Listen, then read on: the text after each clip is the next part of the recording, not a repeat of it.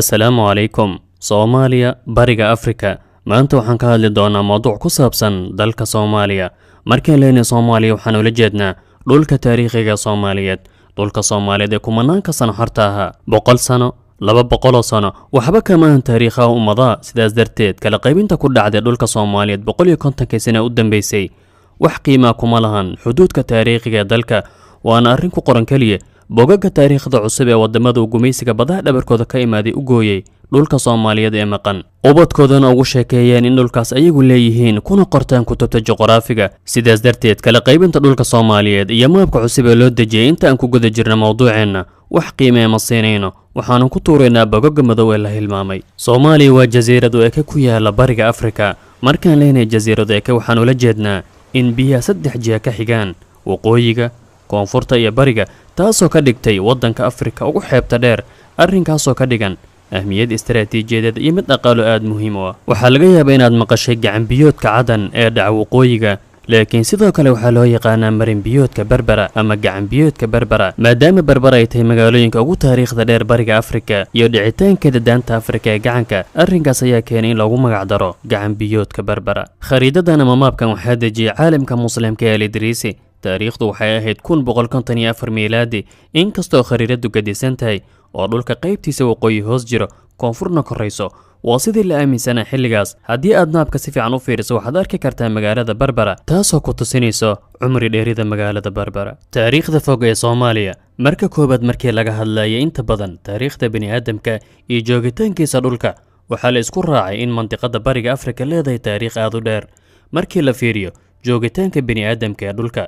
xitaa dad ayaa qabo in bini'aadamku ka bilowday bariga Afrika kadibna ku sii faafay caalamka kale. intaas markaan ka soo gudubno, maadaama Soomaaliya ay ku taala deegaankaas, waxaa caadiya in waqti aad u dheer lagu noolaa. sawirrada iyo farshaxanada laga helay deegaanka Laasgeel waxay muujinayaan in kumanaan sano ka hor dhalashada Nabi Ciise calayhi salaam lagu noolaan jiray halkan. laakiin arrinka culimada taariikhda iyo raadraaca nuquushta derbiyada ka yeebay ayaa in gebi ahaanba la fahmi waayey micnaha ay tarjumayaan nuquushtan ku qoran derbiyada Laasgeel.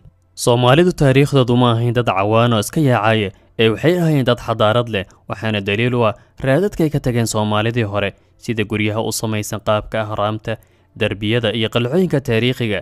xiriiro ganacsi oo dheer ayaa kala dhexeeyay Soomaalidii hore, xadaaradihii Giriiga iyo Masartii hore. xilliyadii aadka u horreeyay, Soomaaliya waxay ahayd xarun muhiim u ah ganacsiga xadaaradaha kala duwan. Soomaalidu waxay caalamka u iibgeyn jireen wax soo saar lagu tilmaami jiray xilligaas mid heer sare ah, luubaanta iyo waxyaabo kale oo dhirta laga sameeyo. xiriir ganacsi oo muhiim ah ayaa kala dhexeeyay baabiliyiintii dhulka labada webi ee Ciraaq iyo Fiiniqiyiintii dhulka Shaam.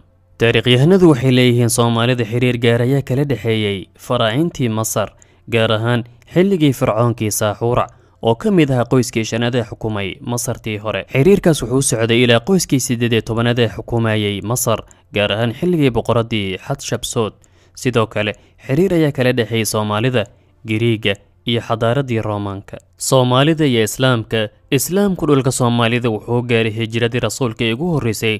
waxaa la sheegaa in rasuulka iyo saxaabada ay markii ugu horreysay ka soo degeen takada magaalada Zaylac oo markaas ahayd qaybaha bari ee boqortooyadii Aksum. masjidka labada qibla ee ku yaala Zaylac ayaa daliil cad u ah in Islaamku Soomaaliya soo gaaray waqtigii ugu horreeyay, xitaa ka hor inta uu gaarin qaybo badan oo ka mid ah jasiiradda Carabta.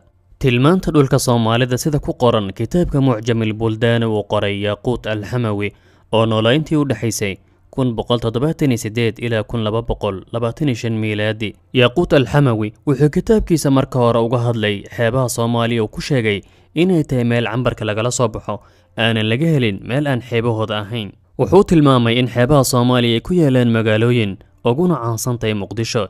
Yaquut Alxamawi xaalka Soomaalida xilligaas wuxuu ku tilmaamay sida tan: waa dad muslimiin ah, laakiin kooxa oo aanan lahayn suldaan mideeyo. koox kastana ay leedahay hogaamiye u gaara sida sheekh qabiilo. mar uu tilmaamayay dhulka Soomaalida wuxuu yidhi: bilaaduhum bayna alxabashati wazanj. dhulkooda wuxuu u dhexeeyaa Xabasha oo Itoobiya loola jeedo iyo Zanj wixii Kenya ka bilowda. wuxuu caddaynaya sidoo kale in Soomaaliya aysan ka mid ahayn boqortooyadii Xabasha ee ahayd dhul madax bannaan. dhulka Soomaalida Yaquut Alxamawi wuxuu ku tilmaamay mid cagaar ah oo aad barwaaqo u ah xilligaas. الإمام أحمد قري oo ah furta iyo hogaamiye taariikhi Soomaaliya oo hogaamiyey ugu horreeyay taariikhda Afrika ee adeegsada madaafiicda goobta dagaaladii uu kula jiray boqortooyadii Xabasha intii u dhaxaysay 1529 ilaa 1543. Axmed Gurey wuxuu dhisay ciidan nidaami u badan Soomaali, wuxuuna ciidan heybad leh oo laga boqo. Imaamku wuxuu qarka u saarnay inuu gebi ahaanba dhulka Itoobiya gacanta ku dhigo, laakiin markii haraadigii boqortooyadaas ay dareentay khatarta zuulitaanka ayay qayladhaan u dirsatay xulafadii Yurub si looga badbaadiyo gulufka Axmed Gurey oo u ekaa sidii mawjado tsunami ah. Ciddii ugu horreysay ee boqortooyada Xabasha u soo gurmata waxay ahayd dowladdii Boortaqiiska, waana markii ugu horreysay ee gumaysiga Yurub cagta soo dhigo xeebaha Soomaaliya. Boortaqiisku wuxuu burburiyey magaalooyinka Berbera, Zaylac oo caasimad u ahayd saldanadii Imaam Axmed Gurey. Axmed Gurey gulufkii reer Yurub gaashaanka ayuu u dhigay, wuxuuna la galay dagaalo qaraaro taariikhda galay, waxaana ugu caansan dagaalkii Wafla ee 29 Agoosto 1542 oo ka dhacay dhulka maanta loo yaqaano gobolka Tigreega. arrinkaasoo daliil u ah dhulka imaaradda Axmed Gurey iyo ballaceeda. Dagaalkaas waxaa ku baxay saraakiil iyo ciidan badan oo Boortaqiis ah, waxaana ugu caansan hogaamiyihii ugu sarreeyay ciidankii Boortaqiiska Christopher da Gama, waana walaalka Vasco da Gama oo ah badmareen Boortaqiis caan ah. Ragga Axmed Gurey waxay ka tallaabsadeen meydka taliyihii ugu sarreeyay ee Boortaqiiska. Al-Imaam Axmed Gurey 22 February 1543 ayuu ku dhintay dagaaladii difaaca kula jiray xulafadii Yurub iyo Xabashida. Kadibna ummadda Soomaaliyeed iyo muslimiinta bariga Afrika waxay beelaha u noqdeen damicii iyo hanqaltaagii gumaystayaasha Yurub, waxayna waayeen geesi hortaagnaa ummado badan oo ahdaaf xun ka leh dhulka muslimiinta bariga Afrika. Haddaba siduu u ahaa xaalka Soomaalida wax yar ka hor inta uusan imaanin gumaysiga Yurub? marka koobaad ma jirto ummad awood la midaysan oo la gumaysan karo.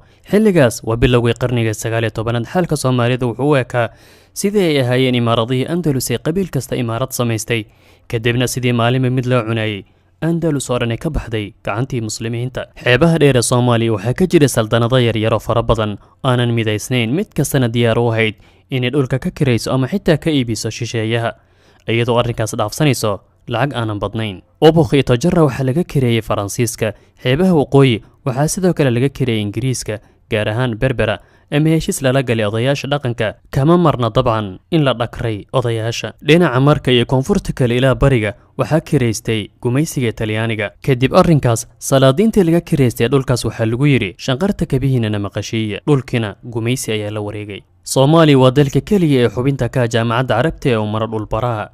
dhulbaruhu waa khad ama layn aan la arkaynin oo dhulka u kala qaybiyo waqooyi iyo koonfur, taasoo ka dhigan in Soomaaliya wixii dhulbaraha ka hooseeya ay ku xisaabsan tahay juqraafiga caalamka, koonfurta dhulka wixii ka koreeyana waqooyiga dhulka. Haddaba wadamada dhaca dhulbaraha Soomaaliya, Kenya, labada Kongo, Gabon iyo Uganda, intaas waa Afrika, intaas waa qaaradda Afrika. Dhanka koonfurta America, Ecuador iyo Brazil, Aasiya na Indonesia, taasoo ka dhigan in wadamadaas ay saaran yihiin layn toosa, cimil ahaan isku mid yihiin. Waa inta ka hooseysa dhulbaraha. Deegaanada dhaca ama ka hooseeya dhulbaraha waxay caan ku yihiin roobabka. Waxaan wada ognahay in koonfurta fog ee Soomaaliya tahay mid aad u roob badan, cagaarna inta badan. Dhanka badka guud ee dhulka Soomaalida, dhulka taariikhiga ee Soomaaliya waa